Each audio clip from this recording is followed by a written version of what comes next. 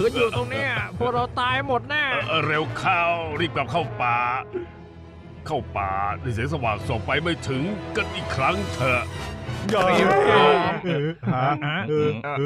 นี่นาย ฉันไม่รู้ว่าเกิดอะไรขึ้นกับลูฟี่ แต่ได้แค่นี้ก็พอละ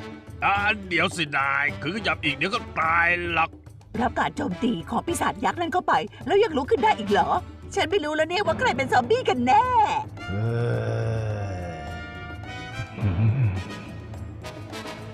เฮ้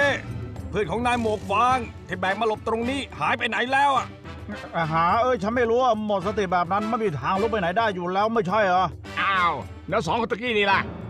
จริงด้วยนายจมูกยาวกับผู้หญิงตะกี้ไม่อยู่แล้วด้วย หรือว่าพวกนั้นชิ่งหนีไปหมดแล้วอ่ะ เอ๋ทั้งกลุ่มเลยนะเนี่ยตั้งแต่ตอนไหนอะ แบบนี้แย่แน่ เออ